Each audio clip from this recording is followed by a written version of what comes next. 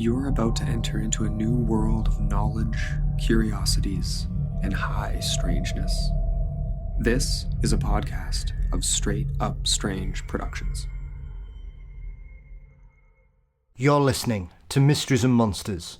I'm your host, Paul Bestall.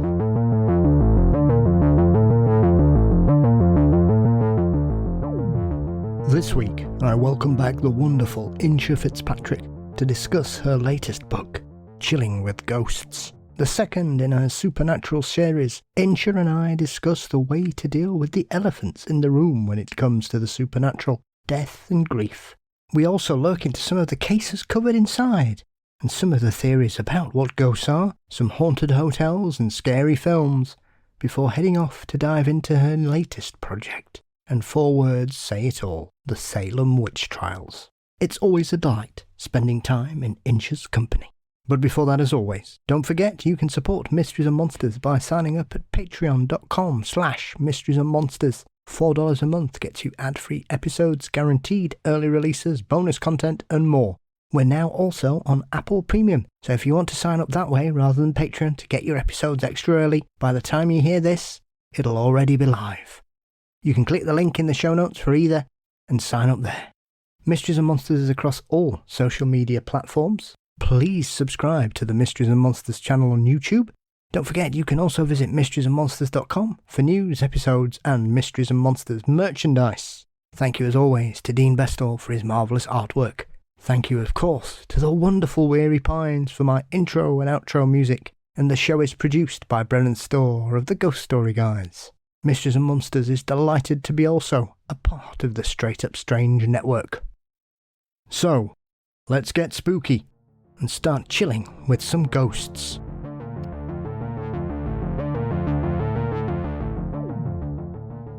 Thankfully, my guest on today's show has thankfully survived hanging out with vampires earlier this year to return with her second book in the fabulous, totally factual Field Guide to the Supernatural series. Chilling with Ghosts is Insha Fitzpatrick's second book, a rip-roaring adventure that gives you all the tools to help you hunt for ghosts, covers famous cases, and much, much more. Insha, welcome. Hi, how are you?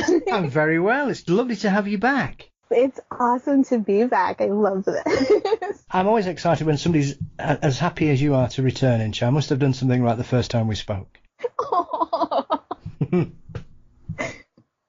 Oh. That's like, oh, my heart. Hands across the ocean. That's what it is. So, my love, as you were eagerly teasing us when we spoke 4 or 5 months ago now with the release of the Vampires book, this is the second one. Yeah. Once again, beautifully illustrated. I love the way it's set out. Was this one a natural progression? Because obviously, I think sometimes people would expect you to carry on looking at supernatural monsters or something, but obviously you've thought, I think I'll take it easy on the second book, and therefore I'll choose the biggest thing in the world of the paranormal I can tend to try and focus on, and choose ghosts. It was the transition was very seamless, I think, because my favorite, and I'm going to be very, I hold ghosts very near and dear to my heart. I love ghosts as a supernatural creature. They are my favorite supernatural creature. I've seen way too many ghost movies, read too many ghost books. Like, I think that ghosts are like the best thing in the world. So like coming out of vampires and then coming into Chilling with Ghosts was like, I was so excited when I got the email dropped that we were doing Chilling with Ghosts, because I was just like, oh my god, this is my thing now. But it was very, very, I think like when you come out of it's almost the same mindset where you're looking into the past and realizing that a lot of the history and the lore and the science and stuff like that, it comes from a place where these supernatural creatures kind of like live now, especially like how we have like vampires that really come from, I want to say they come from like maybe like more of a past, present, future. Maybe like a past kind of a thing. But like ghosts can be very much, ghosts are so much into the past and how we perceive them and how we function with them if you believe in them. But it was just a very seamless transition between both books, and I'm so excited about this book. Yes, well, I was excited when you started teasing us about it last time we spoke. I suppose it's one of those things, as you said, and as we discussed last time, our mutual love of weird and wonderful films of a variety of genres. Insha. And when it comes to the ghost film, this is once again, these have been with us since the dawn of cinema. Stories go back to Mesopotamia and ancient Greece. Yeah. And I always like the way you managed to shoehorn ancient Greece into any of your work, which is good, because if you're going to shoehorn anything in, you might as well use some of the best stuff out there. Right. Are you somebody whose family have had experiences with the supernatural, Insha? Have you ever lived in a haunted apartment? Or is it just you have a love of this subject coupled with your other hobbies and interests over the years that this is just more food for your geekiness to indulge in? It's a little bit of both. So I've had a couple of supernatural experiences, very much like it's happening around me and not exactly to me, which I'm just like, thank you, ghost. Thank you for not aiming it at me. But it's a little bit of, I've had those experiences happen, but then also it's a very, I think the subject of ghosts and having someone or something watching over you, in a sense, I think is very, very, to me, it's very comforting and it's very lovely. So having a ghost, even if it's not your near and dear Aunt Patricia or your Uncle Henry from like way back in the day, but it's just kind of like somebody who very much, is just kind of like around, is very much my favorite thing. But 100% of me feels that my love of ghosts very much comes from having these super strange experiences throughout my life. Like, I had a friend in high school who used a Ouija board one time and then contacted their grandmother, and I was like, absolutely not, we need to put this away. And then living near a cemetery very much helps too. They just like go outside and like to my right is just cemetery. So it's just like it's like how, like, I've always been very comfortable with, I mean, it's going to sound very sad. This whole thing is going to sound very sad, but I've always been very comfortable with death, and I've always been very comfortable with ghosts and with the things that we can't see may be the thing that may be just what we need. And ghosts for me have always been like kind of a comforting kind of supernatural presence in my life. I don't know why. And it's just, I don't know, it's just something that, but yeah, 100%. I'm like rambling now. 100%. It's because of a lot of things. It's just 100%. I love it. And 100%. Everything about it is really cool. I rambled so much. I'm so sorry. That's all right. That's all right. That's what we're here to do. That's what we're here to do. I've discussed this with investigators and authors in a variety of fields over the years, Insha. For a lot of people, it seems to be that ghosts are the gateway to the world of the strange out there that most of us get into when we were kids. Mm-hmm. And it's usually the ghost stories that lead us in, whether it's a spooky book or a ghost appearing on Charlie Brown or Scooby-Doo or something like that makes us think, oh, this looks interesting, what's all this about? And then all of a sudden you realise that people have stories from all around the world going back, as I said earlier, thousands of years. This This is a phenomenon that touches every single country and every single continent in the world and has done forever, and I would imagine will continue to do so, Insha. Is it, I suppose, one of the most difficult aspects that an author in your particular field, I suppose, would have to sort of deal with is obviously, if we're going to talk about ghosts, there is a catalyst for what creates a ghost. And I think, would you say that dealing with the origin story of all ghosts, because all ghosts happen because someone has died or something has died, would you say in the book and the field that you're in, that was the most challenging aspect to deal with? Because I think it's one of those very difficult conversations for parents. I think anybody who's a parent, there are two conversations you dread having with your children. One's about death and one's about sex. Yes. So, obviously, we're just talking about death here. Let's keep it above board here. Yeah. So, was it a challenge to kind of look at that, Insha? Because I would imagine it would have been very easy not to even touch on that particular subject and just talk about ghosts and how brilliant they are. Yeah.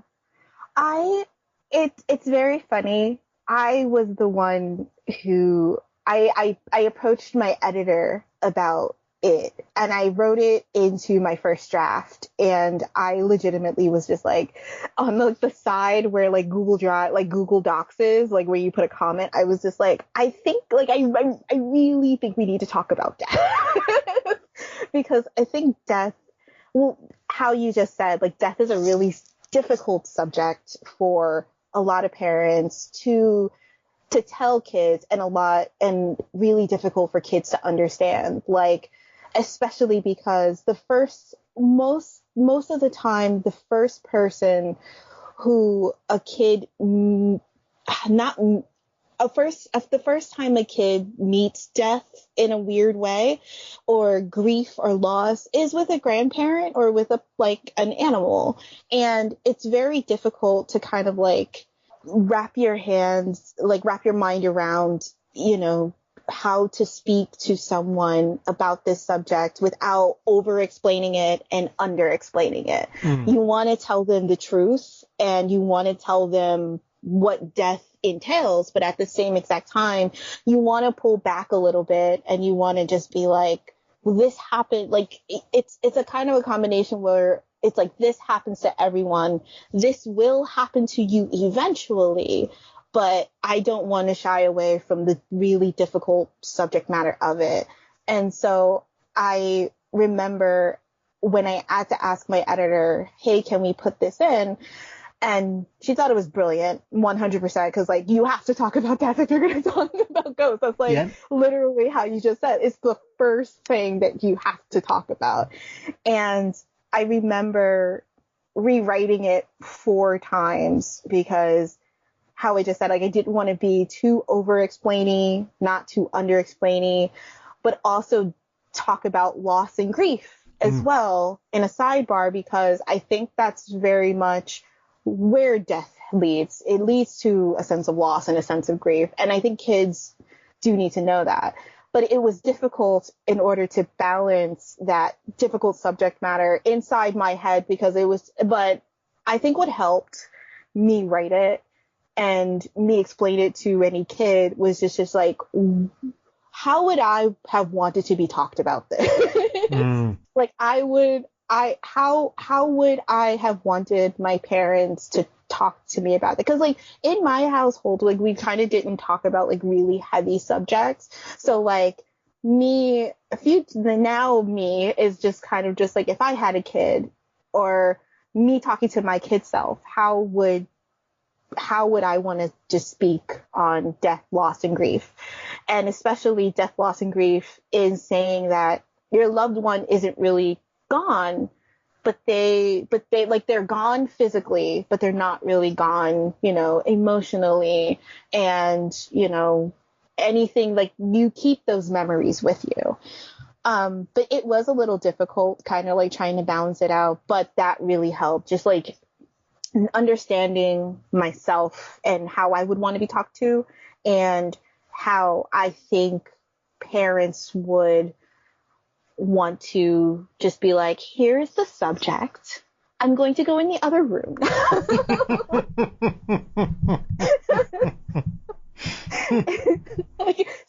It's just like, sorry to like keep it a little bit below board. It's just like sex. Here is the information. I'm going to go into the other room. Well, I think it is, and I know we discussed this last time. We were saying that particular point. I think most kids can go quite a long time without having their life impacted by grief. Yes. Or loss. Some children, unfortunately, will not. But for a lot of kids, like you say, it's usually the loss of a grandparent or a pet is their first sort of inkling into the world of grief. And I think sometimes, especially in the olden days, it was one of those things that people just wouldn't talk about or whatever. And I remember being a kid, and there were a couple of family funerals that there seems to be a cut-off age. That how old does a child need to be to accept that they should be coming to a funeral? I think I was about 12, I think the first one I attended. And I think it is a difficult subject, primarily because it causes all kinds of additional questions in it. It's not just the loss of the person. I think then it's the realisation of the child that this will end at some point. Yeah. It's like you'll never, it kind of goes into like how you just said, like a lot of, it's just like all the follow-up questions that you'll ever want to ask yourself. It's just like, well, if they're gone, then what does that mean for me? What does that mean for my parents? What does that mean for my friends? Am I ever going to see my friends again? What happens after we die? Do I go to like, if you're if you're any type of spiritual or religion, you like, do I go to heaven? Do I go to hell? Do I go into the great after? What happens in the afterlife? Is there an afterlife? There's a whole bunch of just like balls of questions that like kids will have and kids should have, and we shouldn't shy away. I am a big proponent of just like, ask me anything. like I may not give you a very clear answer if I don't know it, but I want to be as transparent as possible. And kids are like very, very receptive to you being open with that. It's kind of because it's just like, well, what happens after I die? And then if you really say, I don't know, a kid is kind of just like, but, and it's just like, I'm not sure. No one is sure. There's no scientific or anything to kind of tell you anything about this. Maybe there's an afterlife, maybe there's not. But we know that we've had this person, or you've had this person for a long, long time, and they love you. They've always loved you, and that's it. And even if like you hated them, they're still somewhere. Not with you now, thank God. Gotta play both sides of the fence. I'm not gonna lie.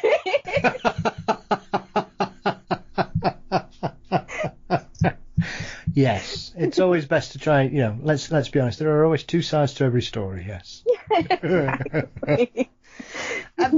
I think it is one of those strange things as well, though.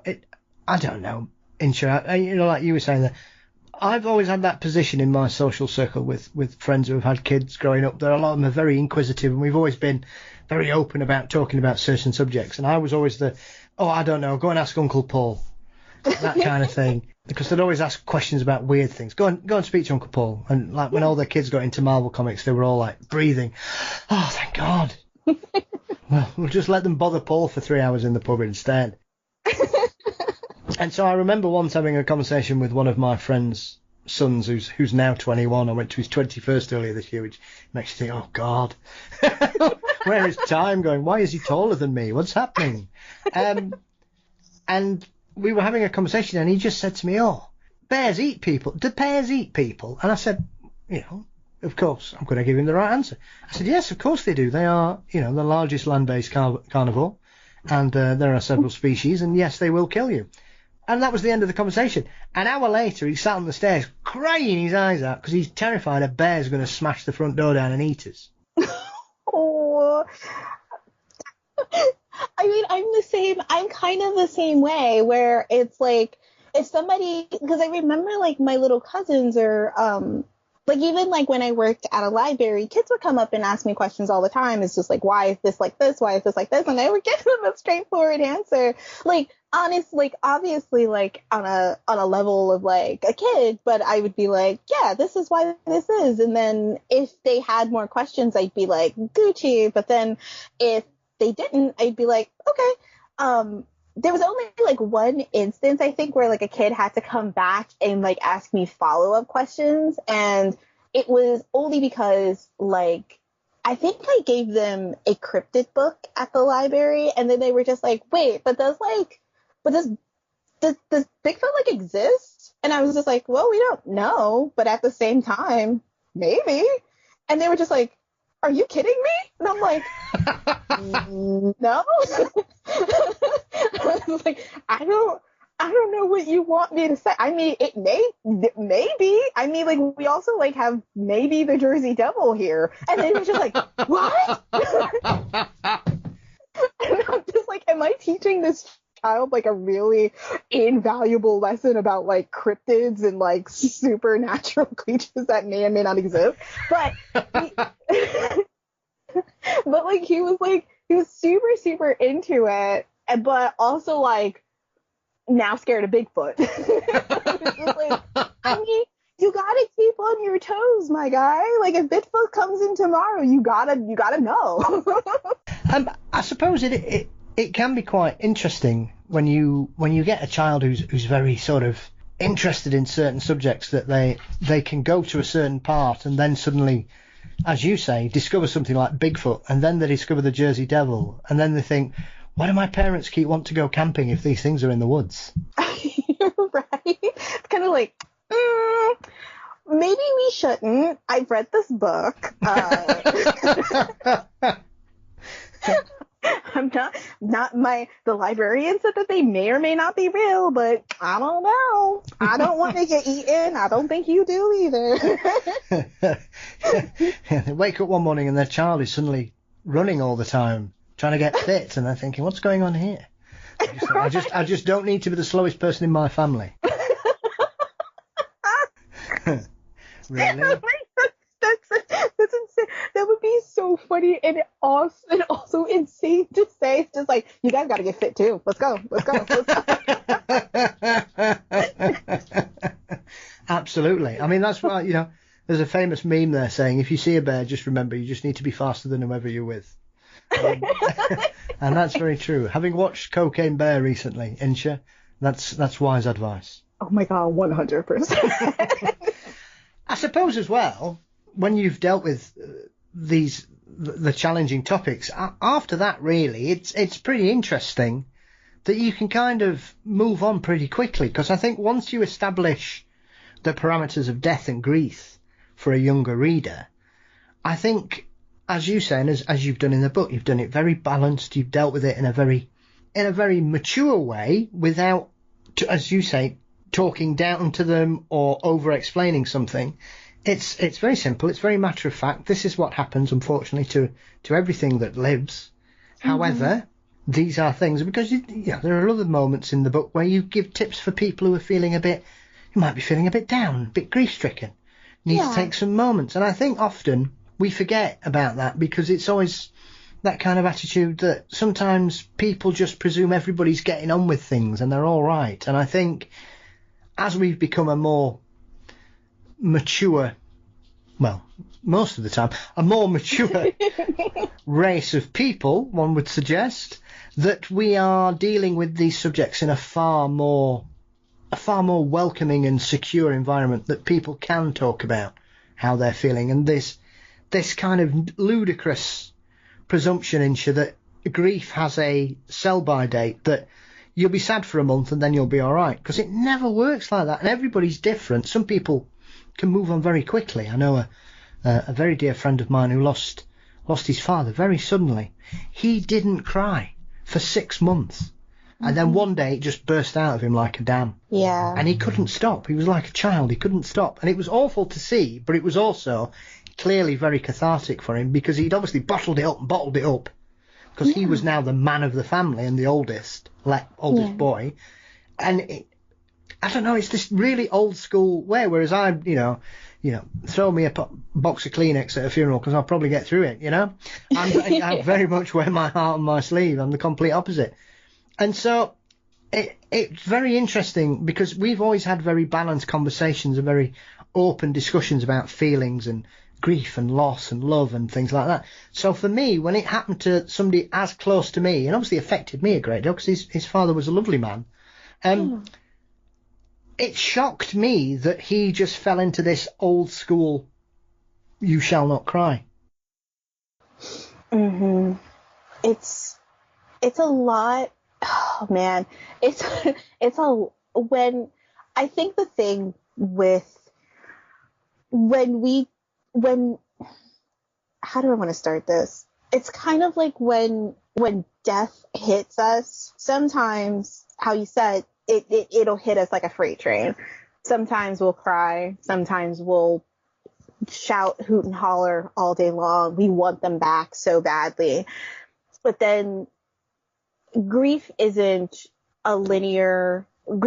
loss isn't a linear subject that I think we tackle as much, and I feel like we should tackle a lot more, because some people think that, like how you said, we're so used to being this like, okay, you've cried it out for like 6 to 8 months. It's time for you to go back to your normal life. It's time for you to file those papers, do your edits, release every stress that you have about the situation.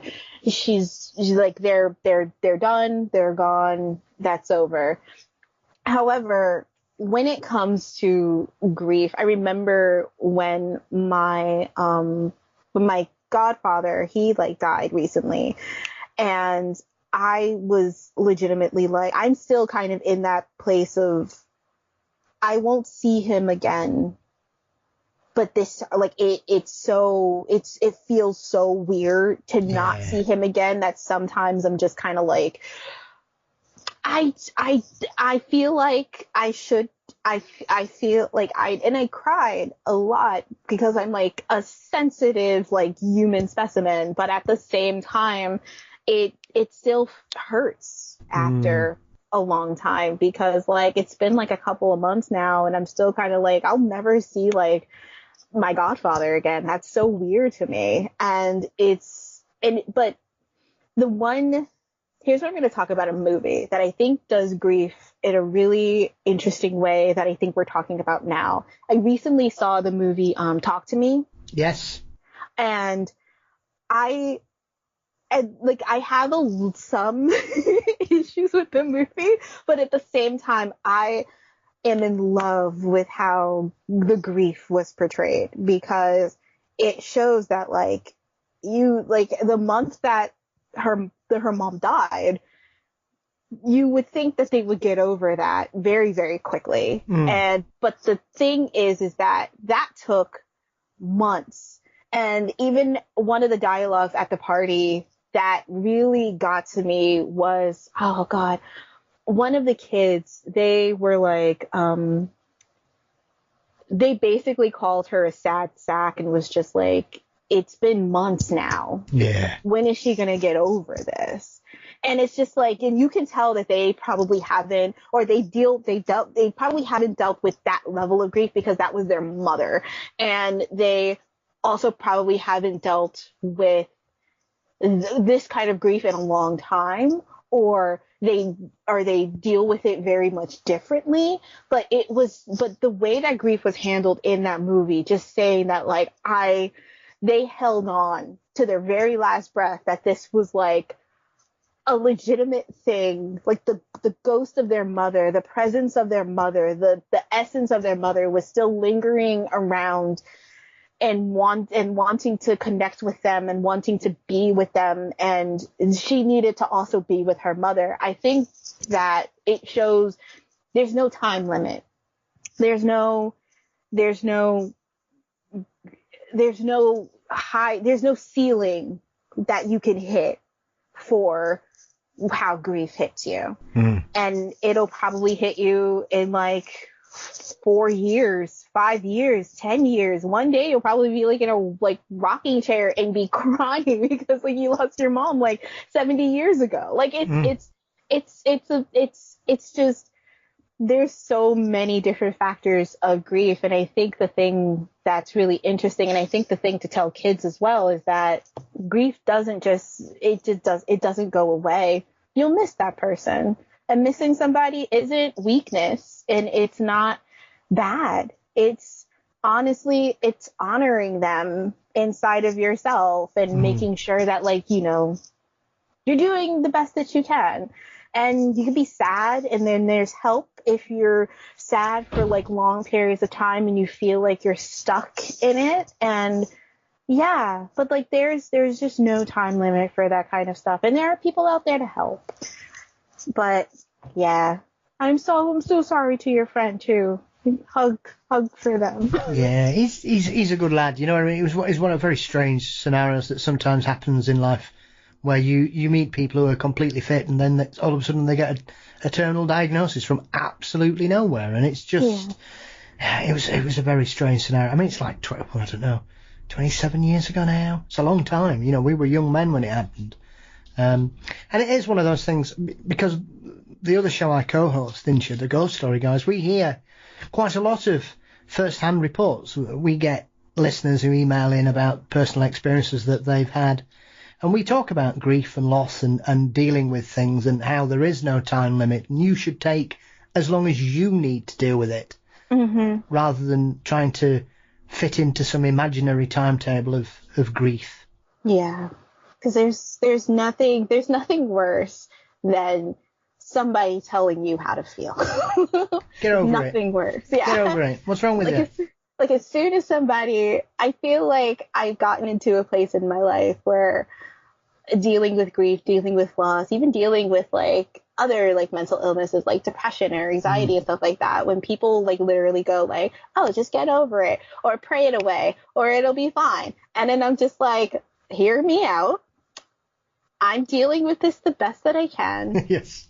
And I'm not bothering you with it, because my whole thing is just like, I don't want to bother people. So it's kind of just like, I'm not bothering with you with it. I'm dealing with it myself. I'm getting the help that I need. I'm self-caring the best that I can. But you just can't tell me to get over it. Yeah. Why are you sad? What have you got to be sad about? What's wrong with you? Right. It's just so many levels, man. It's just like, I get what you're saying. Stop it. Yeah. I've listened to every piece of bad advice you can ever tell somebody who's manically depressed, but that's life. Yeah. No, you're all right. Shut up. Like, it's so insane to say it to somebody. Like, just, you know, if you just listen to like happy music, it is just like, listen to me. I listen to all the Lady Gaga that I can. You want to hear me belt Arctic Monkeys every 5 minutes? Or do you like, I think I'm good. Yes. I suppose once you got death and grief out the way, then, the biggest issue you're going to have is, what don't you include in this? Because as I said earlier on, this topic is so vast. Yes. And there are libraries probably around the world full to the brim of books just on hauntings from around the world.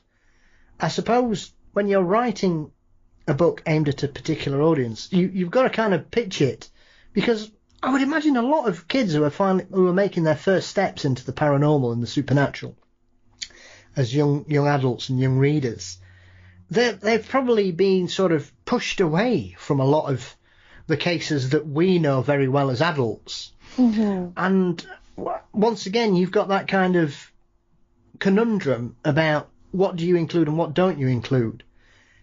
So for you, was it a case of you had a list of favourite cases and you just went through them? Or did you think, well, these are the ones that are most well known, I need to talk about these? Or did you just think, what the hell, I'm just going to put my favourites in? It was a little bit of, I want to put my favourites in, and here are some cases around the world. And again, shout out to like my editor, Jessica. She actually put in a couple of ones that she knew herself. So she was just kind of like, these are the ones that I know, but if you have any more, then let me know. And then we kind of like looked at all of the cases, if they were too spooky. Like if there was like, because I remember I was like, I really want to do like a big section on the Amityville Horror House because that was like my favorite thing. But then I was just like, I remember that there was a pig in there. Yeah. I don't think I can actually include it. So we do have like I think if I remember correctly, we do have like a little section on like the Amityville, just a small section on the Amityville Horror House. Yes. And I was like, there's some other locations and stuff like that. There was one in England that I cannot remember right now, and it was an inn, and it was too spooky because it was haunted by a poltergeist, and poltergeists seem to they're, as we know, very much upset all the time. So this one was like particularly kind of upset, so I was just like, she was like, I don't think we can include this one, but if you have another one, let's do that one. So I pitched another one to her, and we kind of just tried to do the well-knowns, and then in the sidebars I really, really wanted to be like, these are some like ones that like I really, really enjoy. Like these are just some spooky guys that like you can get into on your own time. Maybe look at the Amityville Horror House when you're a little bit older, but at the same exact time, here's a little snippet. But yeah, it was a big combination of just like she had her favorites, I had my favorites, and then we tried to bust down like a lot of like the especially like the haunted houses around the world, bust those down into like these pieces of just like, this is what's happening here. I was really surprised that we got to keep the doll island, because I was just like, that's terrifying. That's my worst nightmare. So I don't know why I went there. Yeah, that's one hell of a place. It's one of those weird things. I've seen numerous explorations and documentaries about that. It's a very odd thing how that's kind of come along, and I suppose it adds to the creepiness of it, because obviously some of the dolls have got batteries in them, Insha. Yeah, which is wild. Why? Why? Why are you doing this to us? I'm just, yeah. We need to be on us guard enough without somebody going, Mama, Mama, at 3 a.m. Insane. I think it was Expedition X, which is Josh Gates's sort of paranormal cryptozoological show that he does alongside his Expedition Unknown, where he tends to focus more on normal archaeology. And they did it, and I think when they were doing it, one of the dolls started going off. Nope. So it is strange, but I was pleasantly surprised to see the Stanley Hotel in, because when I spoke to a gentleman called Kevin Lee Nelson, he's obsessed with booking himself into the most haunted hotels in America, and he stops everywhere, and the Stanley is obviously one of his favourites, and we always laugh about the fact that the Stanley Hotel is known for The Shining, despite the fact that the film wasn't filmed at the Stanley Hotel. Which is so wild. It was filmed in England and used a different hotel. So, but I've always loved, one of the aspects of the paranormal, more than quite a lot of others, is musical ghosts. And obviously the Stanley has a haunted piano that people can hear being played by one of their residents. So I love that. He stopped in room 217 as well. Oh my God, how was it for him? He was really disappointed at first, because when he booked in, he was actually put into room 218. And he was like, oh, I can't believe I've got the room next to it. But then the porter said, this used to be 217, it was too big, so we've made it 2 rooms. So he was in what was the original 217, but it's now 2 bedrooms, it's 217 and 280. That's insane. Oh my God. Yeah, and he's been all over the place. If there's a haunted hotel, he has a specific place, because he lives in Wisconsin. Mm-hmm. And he has a specific place he goes to every Halloween. I love that. I want to be on that level. Yeah. Like I can't wait to like actually be able to like settle down, travel, and be like, I'm just going to visit every haunted spot that I could get my hands on, except for the Doll Island. Not doing. Yes, you'll not be booking yourself into that notorious clown hotel down, is it Arizona or Nevada? I think it's Nevada. Yeah, like, that's also an insane building. Because it's next to a graveyard as well. Yes. It's just like, why?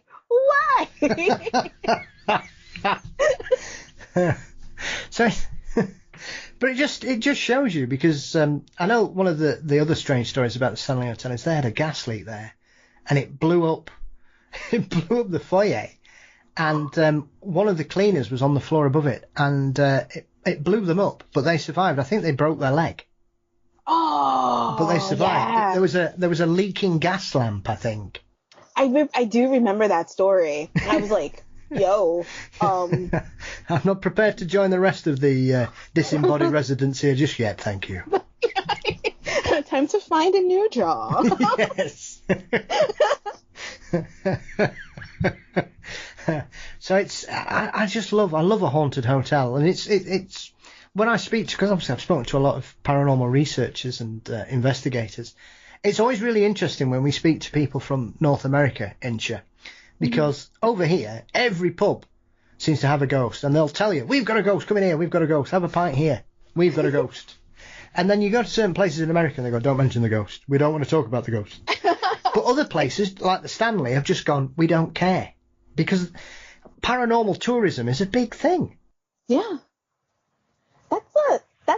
I think that's the coolest, or one of the most disappointing parts about like living here, which is just like, man, embrace the dark history. Like, you might as well.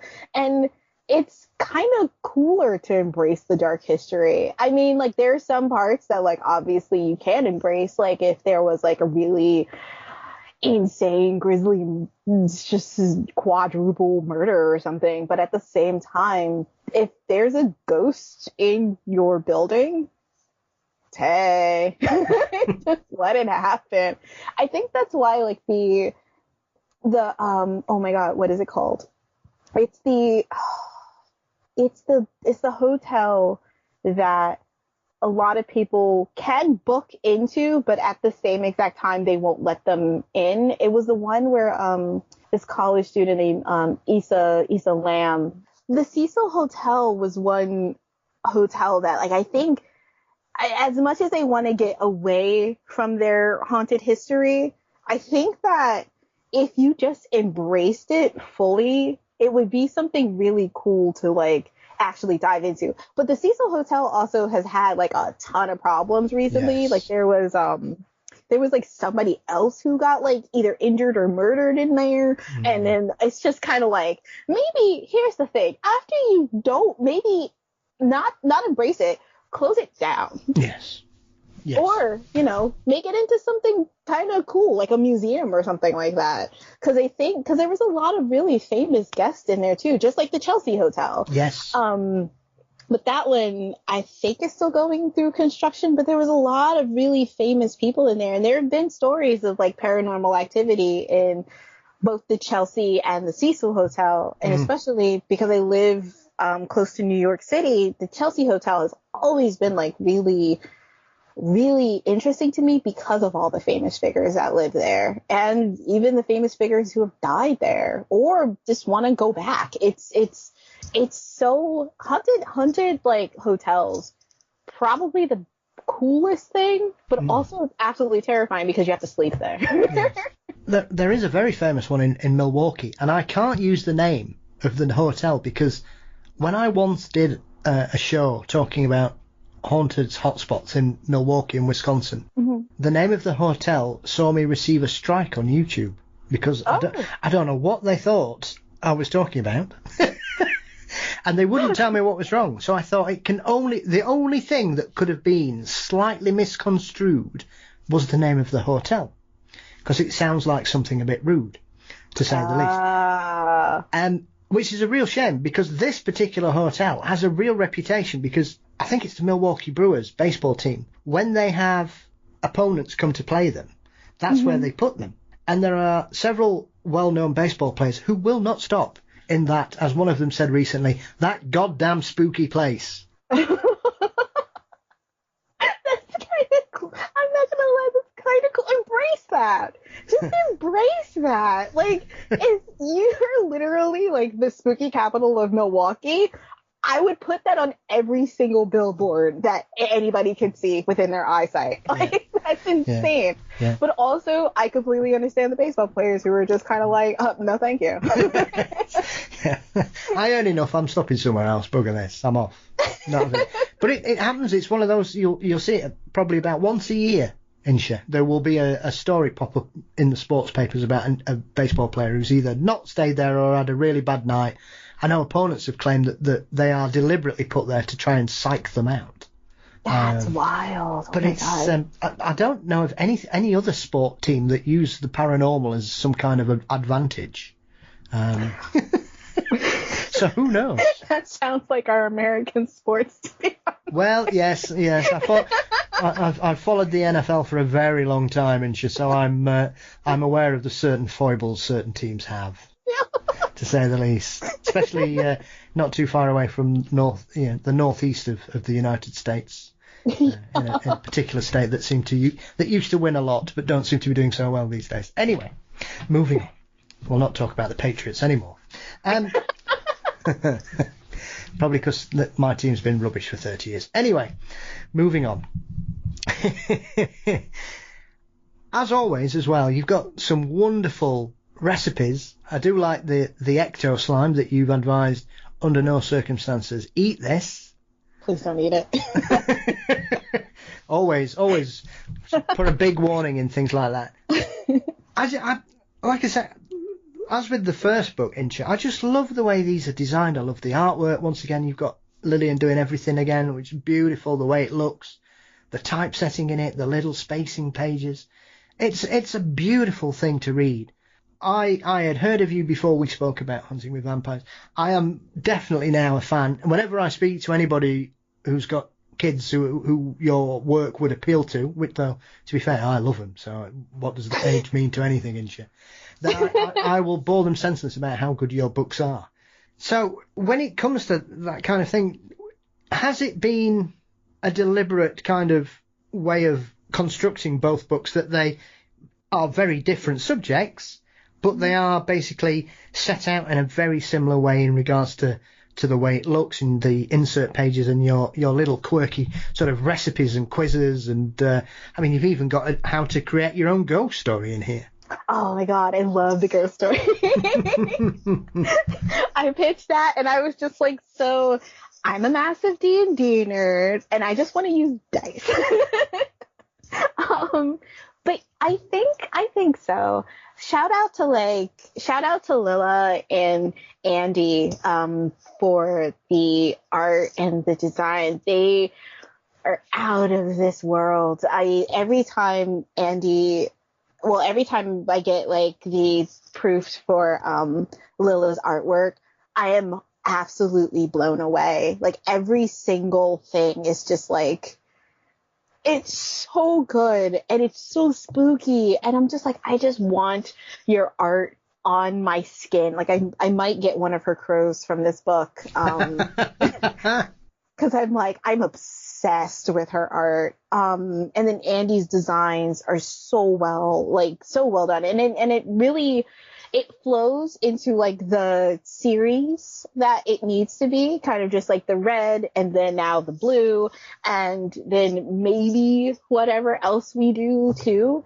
But it's just, I think it's purposeful. I think that's more of a question for Andy and Lilla, but I think it's pretty purposeful. But I can speak to the way that the book is kind of like inside with all of the recipes and stuff like that. My editor, mega super duper shout out to her. I love her. She kind of like lays the things out for me, and then I may like tweak like a couple of things going through everything, especially getting the outline at first, and then we kind of just like I sit on it, I ask her questions, and then I kind of just get to work doing research, figuring out stuff. And especially it's so funny too, because I think in this book particularly, I was like, I kind of want to move this to here and this to here regarding the little like activities in the back, because I think the Ecto Slime was supposed to go in another chapter, and I was just like, but like, what if we move it here? And then like the graveyard parfait, me and my editor figured out together, because like I was just like, I do not eat parfaits, but I am super down making a graveyard. And then she had to tell me like what to put in a parfait, because I was just like, oh, I am so unhealthy. I'm legitimately like, Oreos, gummy worms, more Oreos, and she's just like, how about some fruit?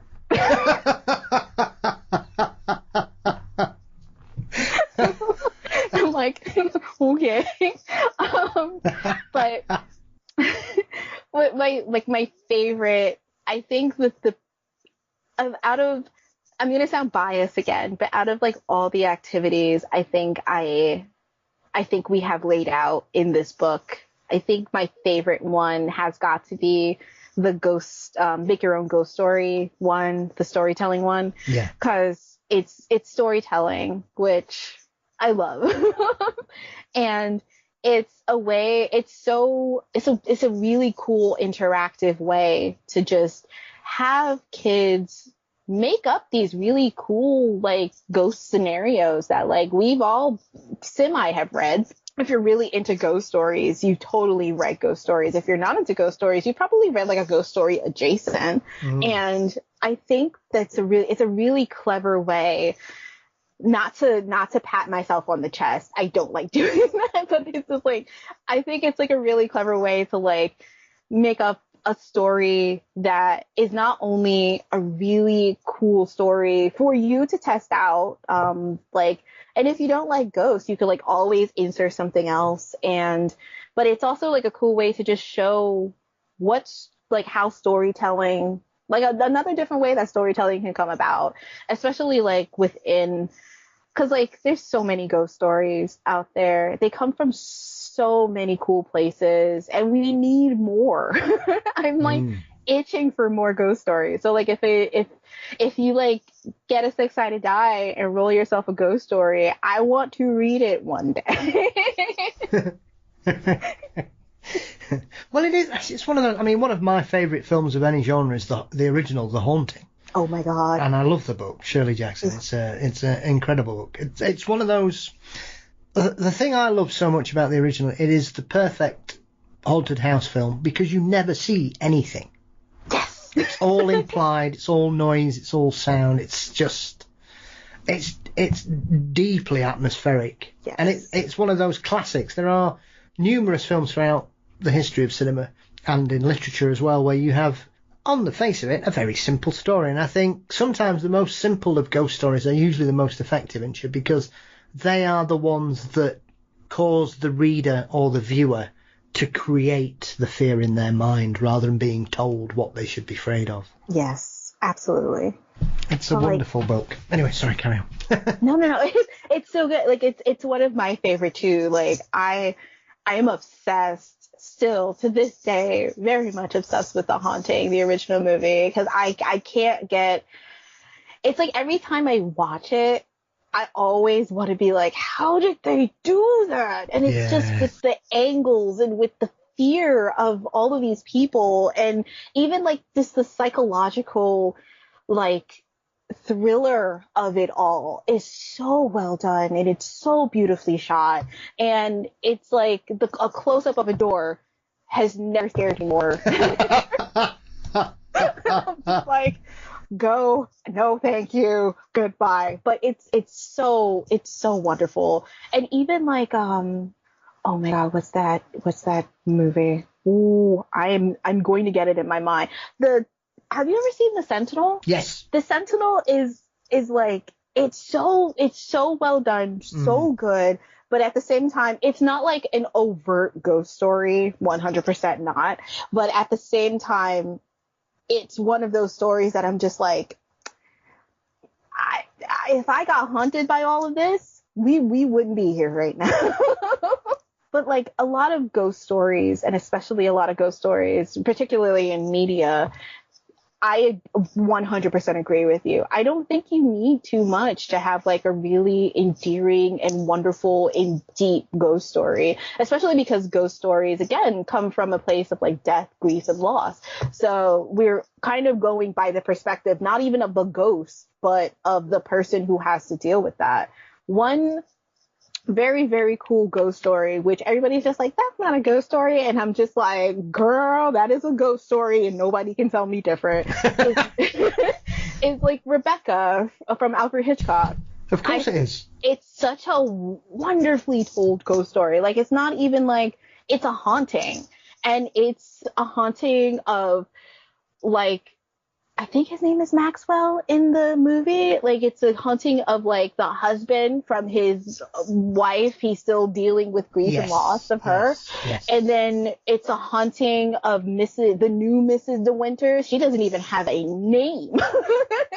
Yes. Like, and it's like, it's the haunting of her from the previous Mrs. De Winters. It's a haunting of the housekeeper who is still so deeply loyal to the previous Mrs. De Winters. It's a haunted house story as well, where you're in like the new Mrs. De Winters is so ingrained in this home that is not hers. All these possessions are not hers. And we find with a lot of ghost stories that like the possessions of people are also very haunted and haunting. And it's just, I could talk, let me stop, because I could talk about the haunting and Rebecca all day long.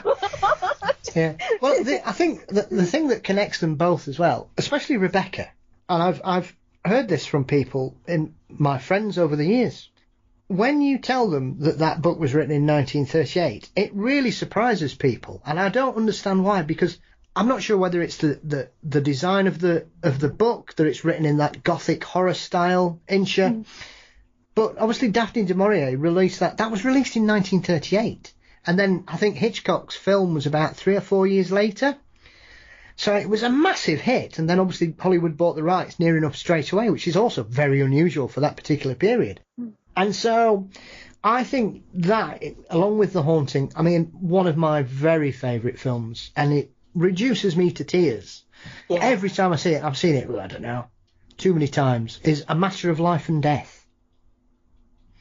I was lucky enough 5 years ago, they did a re-release here in the UK, a restored cut of it from the 40s, and it was shown on my local independent cinema at Christmas.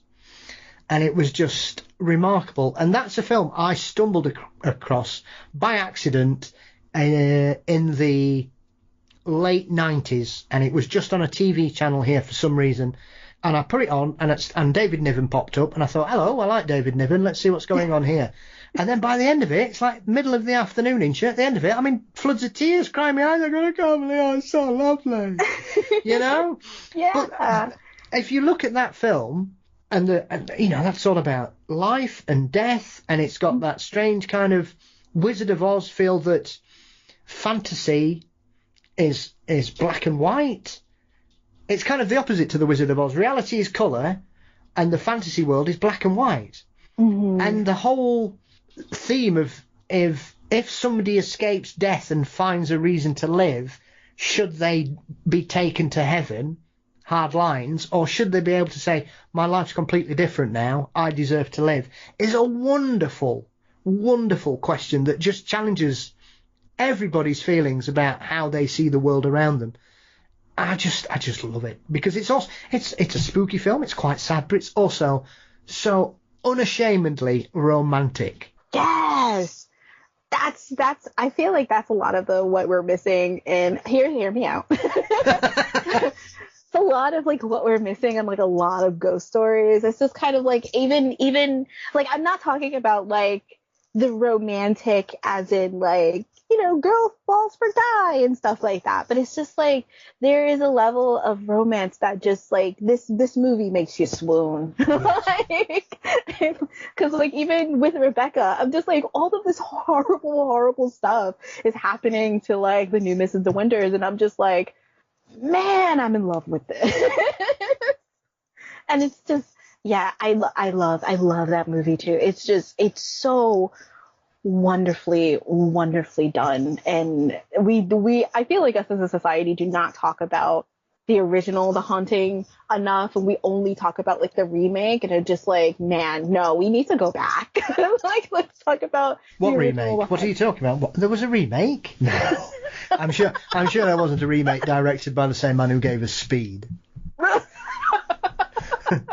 Unfortunately. Well, that's the thing that always makes me laugh about The Haunting, because that was directed by Robert Wise, who then followed up The Haunting. I think, did he do West Side Story and then A Sound of Music? I'm pretty sure, yeah. What? Talk about, and then he went, then he did the Andromeda Strain, and I think he directed the first Star Trek film as well. Talk about a varied canon, that man. I think he did. Did he also do like the Day the Earth Stood Still? I think he might have done. I know it's one of those weird things. He was an editor on Citizen Kane as well, I think. That's insane. I love. Oh my God! Actually, he directed another one of my favorite movies called Wait Until Dark with Audrey Hepburn. Oh yes. But it's so wild that I love a film. I love an extensive filmography. Yeah. Like I love a filmography that's just like, here's some romance, here's some action, here's some horror, here's some thriller, here's some aliens, I guess. Well, that simply shows you just how good a director he was, because he was able to do, when somebody's that good, they can just go, oh yes, now we've got Julie Andrews in the Alps, and now we're just going to create some of the best special effects ever seen in a horror film. Right? Love it. Yeah, now that's what you call a proper director. Oh, I was talking about somebody else the other day. Oh yeah, I watched a film I've never seen before called An Inspector Calls, Insha. Ooh. Which is I don't know, do you know the film? I don't.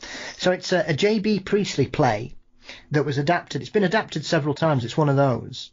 Ooh. And essentially it's Alistair Sim plays an inspector who turns up at a very well-to-do family's house to question them about the suicide of a young lady, and he's here to investigate the reasons what for. And so I was watching it and thinking, wow, this is really good. This is brilliant. And it's got a twist at the end that you never see coming, that you think, hang on, what is going on here? This just doesn't make sense. And then when it happens, you're like, oh, and it gave me a real cold shiver up my spine. It's not particularly frightening, but it's one of those films that the last 10 minutes you're like, oh my God. Like, oh, this is all happening. This is all happening.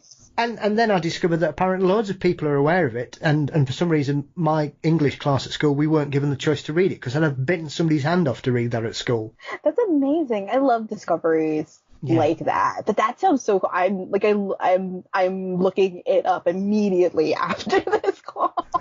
Well, I always try and help when we speak. And last time it was Hong Kong vampire films, and now it's J.B. Priestley adaptations from the 1950s. I love it.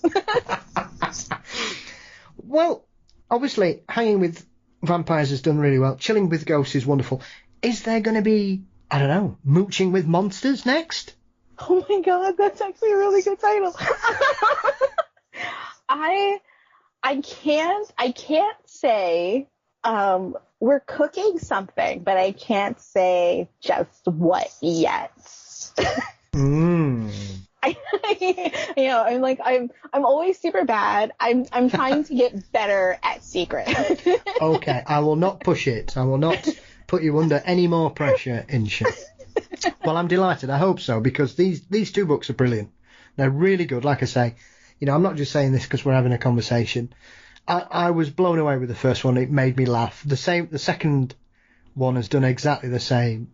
It's just really good. And I think when I look at the world of young adult fiction now, as we said in our original conversation, there was nothing like this for me when I was a kid growing up. It was basically Janet and John or Tolkien. That's where you went. That was the boom, you go. These days, obviously, I think a lot that's happened over the last 25 years with the rise of children's literature and some of the massive successes that people have had from around the world.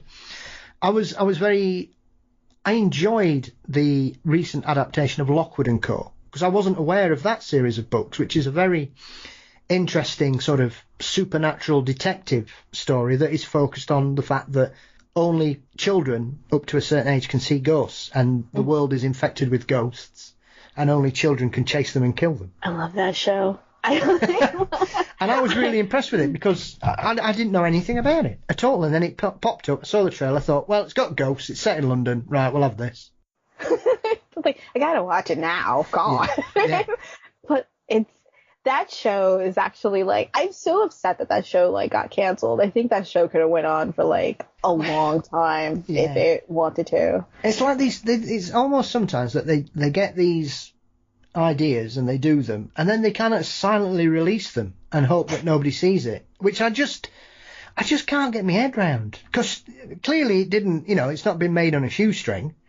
You would hope that they would want to promote it as much as possible. Sometimes I just scratch my head with certain streaming channels, Insha, and think, what are they doing? The last Umbrella Factory was the same. The Umbrella Academy, was the same. It just kind of sneaked out and just disappeared with a whimper. Yeah, there was like a, oh my God, was it here's a really wild example, because I remember when, I'm still very upset that like Mindhunter never got a season 3. I'm one of those people. So it always confounded me that they put it's like the opposite of that though, where it's just like they put so much time and effort and money into that show, and then it's kind of just like, well, I'm wiping my hands clean of this now. I don't know what you want me to do. And it's just kind of like, I want you to give me a season 3. Like, just please, I'm begging you. But like, and like most of the other streaming services are almost like that. But like, I've noticed it's almost like the kind of a rise with how streaming services treat a lot of their properties and their television shows and movies, where it's kind of just like it's like some they want to promote a little too much, and then some that they're just like, if people discover it and it becomes a cult classic, I think we still did our job. And it's like, but you didn't, though, because I mean, I would have loved to see that when it aired, and now, like, I'm happy I'm discovering it now, but it's just like, what? Like, where was this?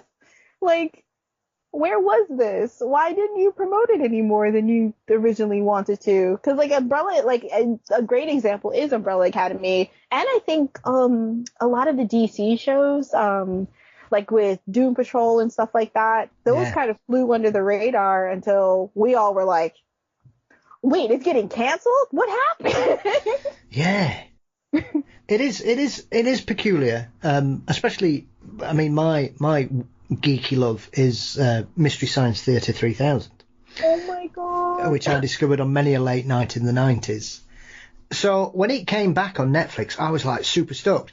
I was also deeply concerned because out of all the films that they were using for the reboot, I'd only not seen 2 of them. So I don't know what that says about me, Insha, and my life up to that point. That I clearly like really bad. I mean, they're just wonderful. I mean, that big, what's it, Cry Wilderness or something, the Bigfoot film. Oh my God. is easily one of the worst films I've ever seen. But it's so bad on such a level that it's addictive. It's like televisual heroin. You can't stop watching. It's awful. And I think the problem you've got is that everybody in it doesn't seem to be an actual actor, which doesn't help. I remember a lot of their, oh my God, it wasn't Containment, but it was another film too, where it's just kind of like, did you, this was purposeful, right? Like, y'all came y'all came here and did this, right? But then, like, the thing is that, like, you gotta love it. Cause, like, the as bad as it is, it's like the passion that behind the scenes that probably went into it. It's like, I can't turn away. Like, and if you can't turn away, then, like, they definitely did their job. Like, I had so many, one of my favorite films, it's not a film that anybody should see, but it's called She Freak. And it's legitimately a ripoff of Todd Browning's Freaks. And Yes. it's so bad. Everything about it is bad. From the dialogue to the Technicolor is great. Whoever did the Technicolor and the coloring for that movie, amazing. However, it's so bad, but at the same exact time, one of my favorite films of all time, because I think it had a lot of passion put into it, and I'm like, I can't turn this down. This is glorious. I gave it a 5-star rating on Letterboxd. I love it. Yes, I was the same. I watched a couple of very disappointing films that have been recommended to me recently. And so I needed to cleanse my palate and stumbled across an Australian horror film that I'd never seen before called Bore. Oh my God. Bore's so good. which is one of those films. You don't need to know anything else. You know what the title is. And that kind of gives it away. I was really impressed with it, actually. I was also quite funny playing Spot, the Australian actor I've actually seen in something else. Because it's one of those, and that randomly American actor appearing in it that you thought, hang on, why is he in this? It seems a bit beneath him, this budget. But yeah, that was good fun. That was one of those films. It did exactly what it said on the tin. I love that movie. It's so funny. It's such a movie. It's such a movie. Yeah. It was funny as well. I know there's that particular scene where the big lad, who's basically like a human mountain, at 6'11" he is, when he's driving in that truck and he starts singing along to Vanilla Ice. I thought, yeah, something's going to happen here. And it did. Oh my God. Yeah. Not as good as Razorback, but still, it's the second best film I've seen about a giant killer boar in Australia anyway. I'm not sure if that's a big pool of films, to be honest, isn't you? I think that goes into echo horror in a weird way.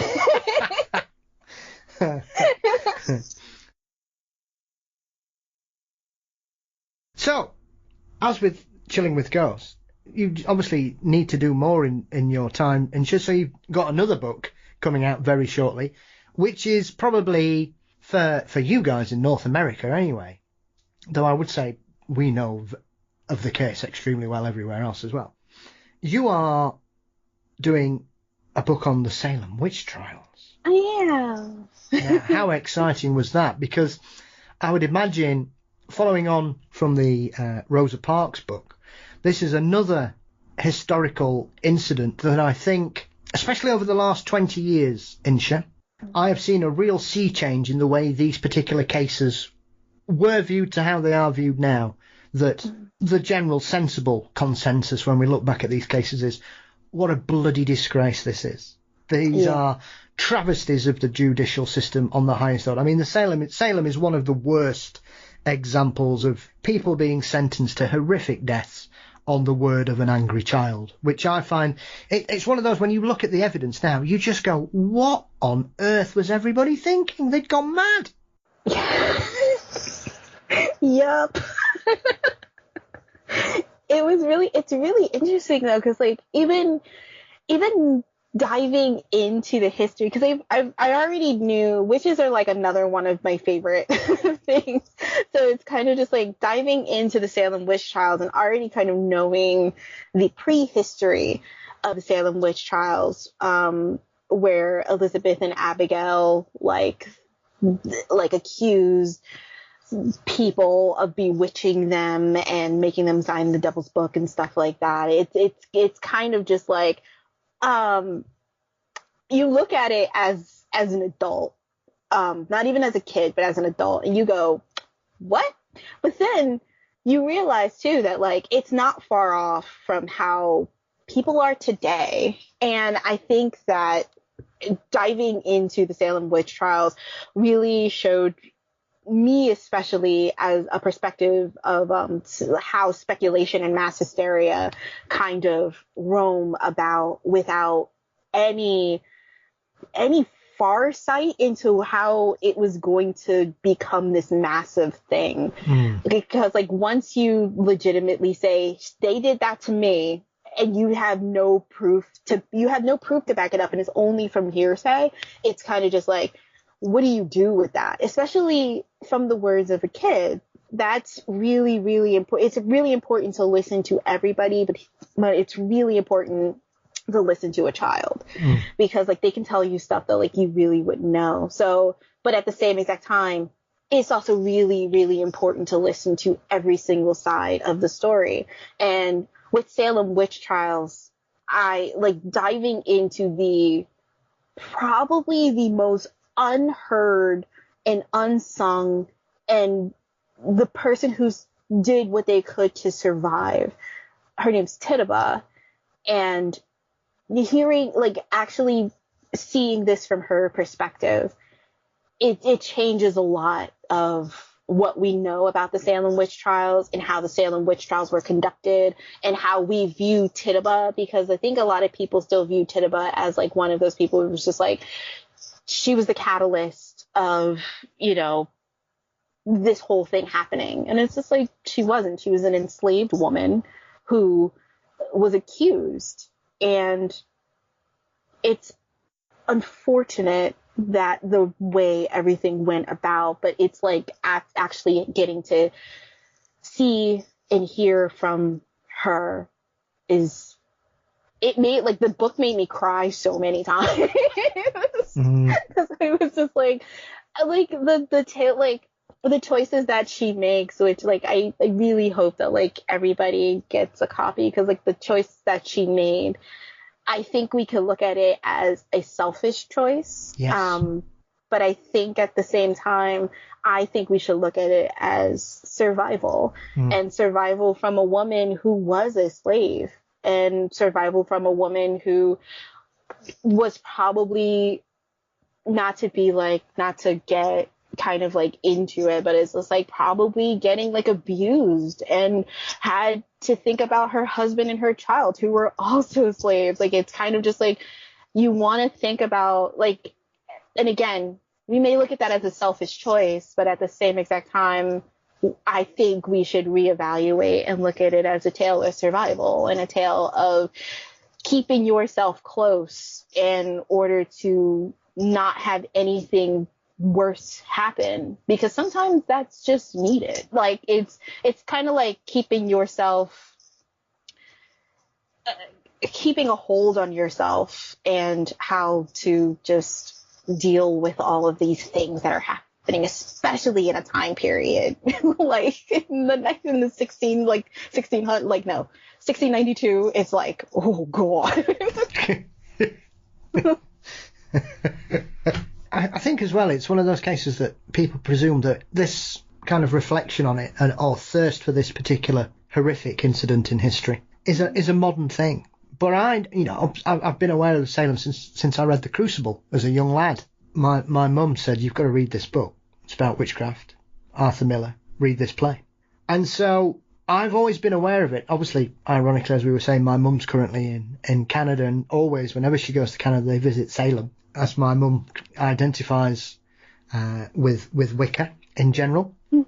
And so it's something, so I'm very proud to have a Salem Witch Trials fridge magnet at home, Insha, as I like to get these little things and add them to my spooky collections. And I think often we can look at these particular cases through the prism of a modern eye and think, well, why didn't they just say they didn't do anything? And I think you have to look at the whole scenario, because the very interesting thing for me at that particular period is there were other notable cases that were going off at the same time where people were actually protected by the church and said, no, these people need help. They don't need persecution. to the point that people were actually going against the prosecutors in the Salem Witch Trials and saying, you're out, you've lost it here, you've gone. And it is very interesting that after, near enough within months of the executions of the alleged witches and their cohorts, that near enough everybody in it and essentially lost all their positions of power. They were moved on. They were stripped of their titles.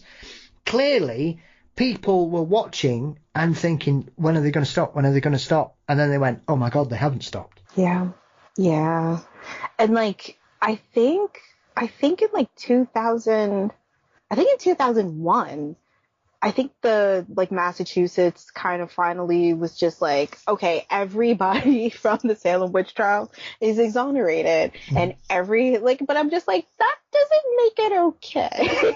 Yes. I feel like we're missing a little bit, because like as much, and like history is so peculiar, and history is so weird. And a lot of the times when we think that like we're just like, hey, sorry, it's kind of just like that still doesn't very much cut it at the end of the day. And it's nice to get that acknowledgement, though. There's been a lot of cases of like Canada recently had to like, you know, kind of get like beat over the head about like the way that they treat Indigenous people. Yeah. And they still are getting treated like beat over the head for the way that they treat Indigenous people. And it's kind of just like, it's nice that you acknowledge it, but there still has to be this like, I guess an even more acknowledgement. It's just like, you exonerated them, yes, but at the same exact time, it's just like that didn't stop it from happening. And how are we going to put measures in the future from making this not happen ever again? And like, even writing this, it made me kind of think, what would happen if this happened again? Like, what would happen if we just like looked at somebody and literally said witch, and then I was burned at the stake tomorrow? And I'd be like, hey, no, but then no one believed me. Like it would be madness. But it's like, how do we just be like, hey, let's stop this? Yeah. Well, this is the other aspect of this as well, Insha, is that people will look at these events. We've obviously got several notable cases here in the UK. One of probably our most famous one is the Pendle Witches, which is a very similar situation to what happened in Salem. And that is essentially a case built on jealousy. Yeah. And spite. And I think we only have to look 30 or 40 years ago. You guys in the States, and to a lesser degree here, Insha, the satanic panic of the 80s. As you mentioned, Dungeons and Dragons, which was instrumental in corrupting young people in the 80s, Insha. You've done very well not to find yourself a servant of Satan by playing that game. I am joking. No, I know. That's why I'm like, whoops, and I still play it. Your mask has slipped. I see. But it was quite interesting when the latest series of Stranger Things came out, and I knew friends who love Stranger Things, going, "This is a bit far fetched, all this satanic panic." I went, if anything, they've toned it down. It was, and we think things like you said there, things like Salem or Pendle, they'll never happen again. 30, 40 years ago, they were happening again. We had a similar thing here with satanic cults allegedly kidnapping children. There was no evidence. It was all one child who was forced to make statements claiming that she was being abused, which is an awful thing, because innocent people had their lives ruined. Yeah. And it also takes away from the real victims of real abuse there are out there that need help, that need support, that need protecting. They get missed because everybody flocks to this nonsensical case. And we say, oh, history is supposed to be there to teach us what not to do.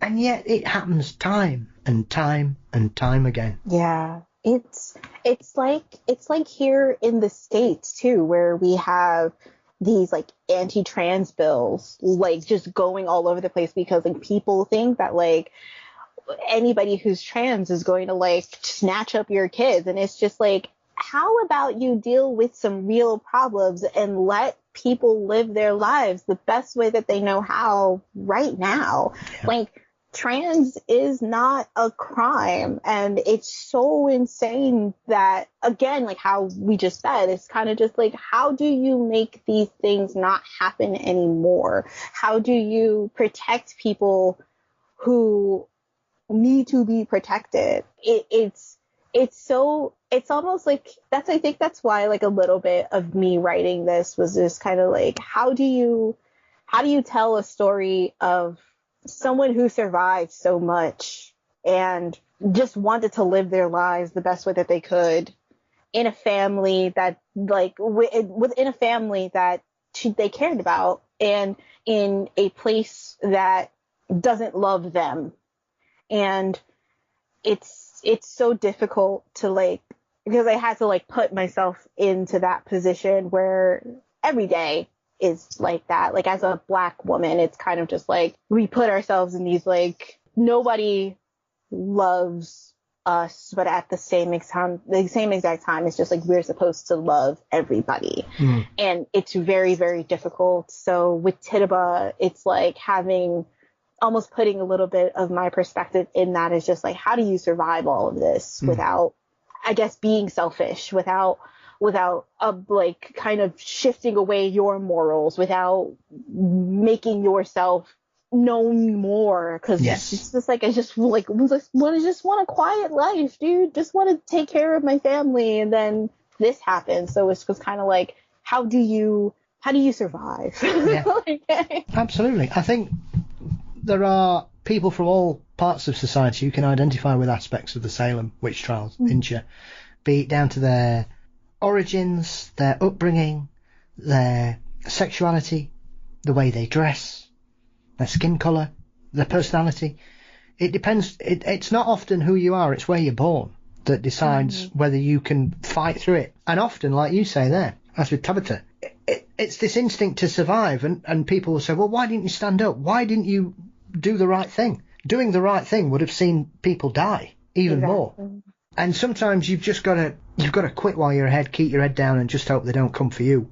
And it happens all the time. You know, we talk about the persecution of any minority in general, and we all go, oh, that's disgraceful. And then 30 years later, somebody else starts getting it, and we go, well, you know, do we really need to have that shoved in my face? Just get over it, right? People are people. If you let people be people, usually everybody gets on and they just disappear. Stop going out of your way to be offended. Exactly. Yes. Amen. What a bunch of snowflakes. Oh. Well, I'm very excited for this because your Rosa Parks book was outstanding. Did you feel a similar sense of awe being asked to do this one, Insha, or did you choose to do Salem? Were you, or was it here's a list of subjects? Do you want to do this, or was this due to, you know, it was something that you felt a great deal about? You were just excited to have this project passed to you. So this is like when I'm going to give another shout out to my previous editor, Rachel. She's amazing. She kind of just came up and asked me if I wanted to do it because I love spooky stuff, which she knew, and then I love witches. And then I also love Massachusetts. I always have this dream that I'm just like, I'm going to retire in Massachusetts one day. With what money, Insha? With what money? But but I legitimately, and I really, really, one of my favorite parts of, not my favorite part of history, because like we just talked about like the persecution and awfulness of just this event in general, but like I was always super fascinated with the Salem Witch Trials, but like never fully dived into it. Like I visited Salem maybe like twice in my life. I want to go back, and I fell in love with everything about it. So it's just kind of like this gave me the opportunity to not only research and deep dive into what the Salem Witch Trials was about, how it happened, what happened, but it was also the thing that made me immediately say yes was writing in the perspective of Tituba. Yeah. Because I think that voice has never been heard before, and that voice is really important, especially because like she was one of the first ones accused. Yeah. And because she was so different, and I consider myself like a little bit like of a misfit and an outcast and a weirdo. So it's kind of just like with her, you can see that outcast, especially because of who she was. Like she was a darker skinned woman. And then with how, like with her position in the home and stuff like that, like lower than low. So it was kind of just like writing in her perspective really made me want to, I immediately said yes when she was like, oh, we're going to write it in the vein of Tituba. And I'm just like, excuse me? And I think in the book, writing from the perspective of Tituba made me see a lot of the Salem Witch Trials differently, see a lot of Elizabeth and Abigail differently, because like my first inclination would to be like everybody else's, would to be like, why are you listening to these kids? Like, why? What's the point? Yeah. But then you kind of have to get into well, why were we listening to these kids and what were they saying? And we need, like, there was a deeper dive into that I think no one took, where it's just kind of like, you need to figure out them. You need to figure out her, but you need to figure out them, and you need to figure out the dynamics of the family, and you need to figure out the culture around like where Danvers is now. Yeah. And you have to figure out the inside out, like what was happening at that time. And I think that's a lot, like that goes even back with Ghost, because it's kind of just like, what was happening? What was the past now coming to the present? Like, what is that? But it 100%, it was being able to write from the perspective of Tituba that made me just go, absolutely 100%, let's do it. I'm down. Please give me I will give you every single reference that you need. I will go back to Salem if I need to. Let's go. I will even build a time machine. Give me it. Like, no, I will not. I will not do that. I don't want to go back to that time. Yeah. Actually, that's a bad idea. Sorry, Insha. I was just hiding in a bush. Is there somebody up that tree? What's going on? Like, this is popping out every so often. Don't hurt her.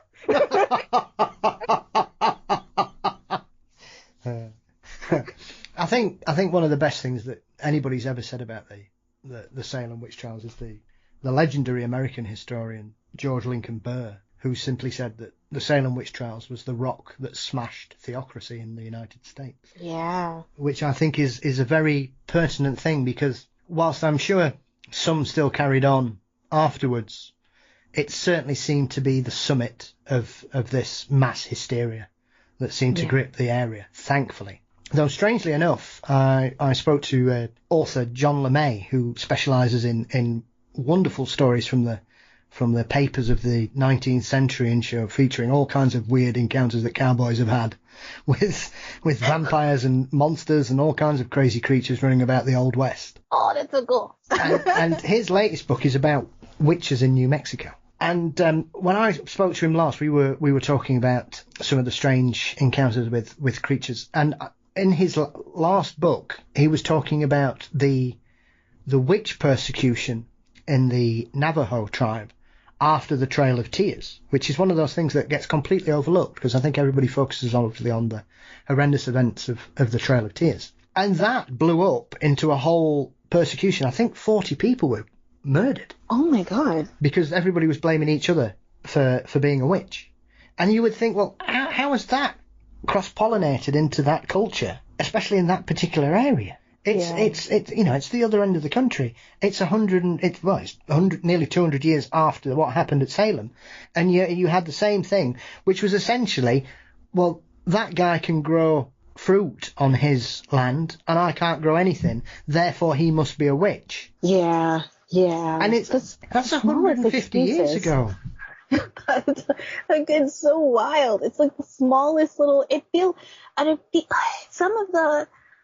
Even reading some of the transcripts from like the witch trials, it was just like some of the arguments was just so petty and so weird. It was just like how, like you just said, like land arguments that it's just kind of like, you could just ask him for some corn, dude. Yeah. You don't have to be this way. Are you aware of money and how it works? Right? You know what would help? Probably fertilizer.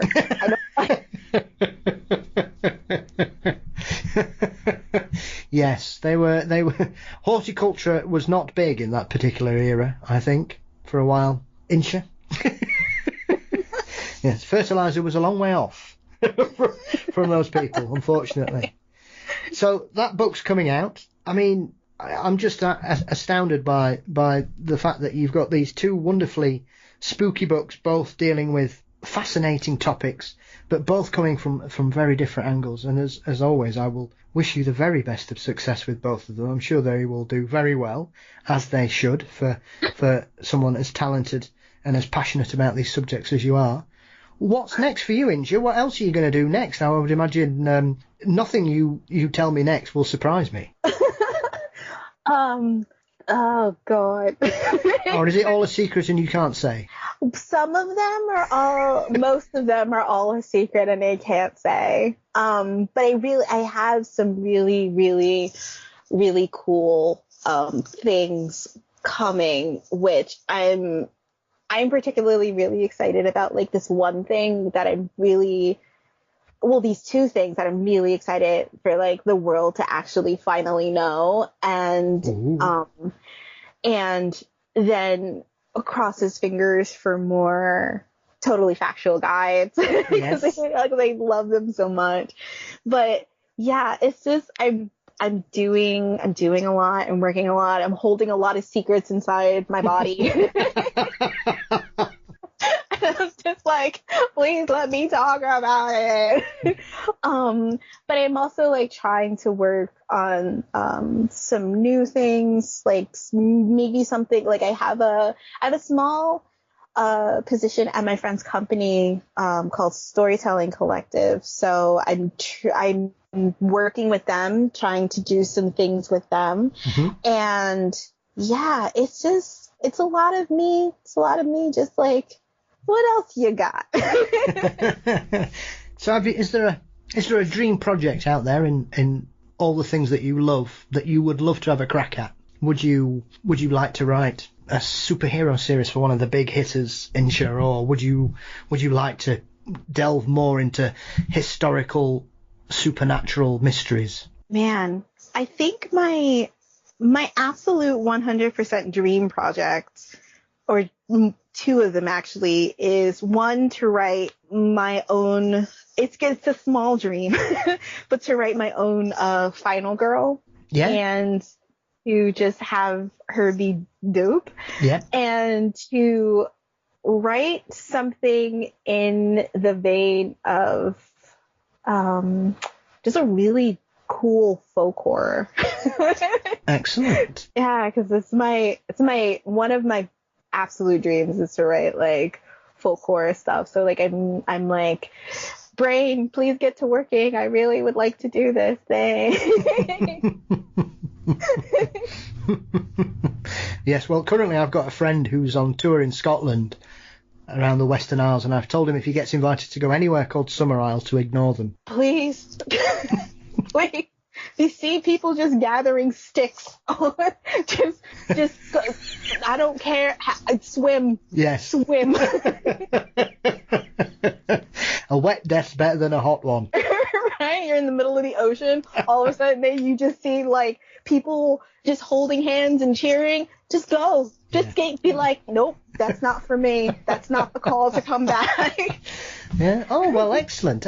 Well, I mean, that's something else that we've seen a real resurgence over the last sort of 10 years, especially here in the UK. Folklore has come massively along, and obviously along with that, folk horror has come with it. Because obviously that particular period, especially here for our horror cinema, we had 3 or 4 notable folk horror classics. There are still with like the Blood on Satan's Claw and The Wicker Man and such like. So it's one of those things, because it's often the scariest stories are in the dullest of places. Yeah, and in the bright sunlight. Yes. Absolutely. As Midsummer probably was a more recent sort of entry into that particular field as well, wasn't it? Yeah, and one of my deep obsessions behind me is a wall of like Midsummer stuff. Yeah. Because I'm obsessed with that movie. It's just bright, colorful. It gave me a lot of emotions. Yes. Yeah, Florence Pugh is amazing in that film. Man, I gotta go see Oppenheimer. Oh, well, you've tantalised us there. There's clearly lots of exciting things coming down the line. So I look forward to whatever you've got planned. And I hope that we get a chance to speak again. It's always a pleasure. It's never a chore. The time has flown by. I can't believe how long we've been chatting for, my love. I know. So, Insha, where can everybody get hold of your work, follow you online, and keep up to date with what you've got going on? So my website is ifitzpatrick.com. And then I'm usually on Instagram as Instagram with double I's. So it's just double I, my name, Graham. And if you really, really, really want to talk to me, but I do not check it so often, I'm very sorry. You can find me on at Night of the Fitz. It's so weird to now just be like, X? I always want to be like the man. I just like, man, the man with the x-ray eyes, but it's just like, it's not that cool, man. Time has not treated that film well. That's not. Well, as always, I'll put links to everything in the show notes so people can track down your work. I wish you the very best of luck with both your upcoming releases and everything else you've had out so far. I just want to say thank you once again for a lovely conversation, and sir, it's always lovely to speak with you. And I wish you the very best, and I can't wait till we speak again. Thank you. Thank you for having me. This has been such a great time.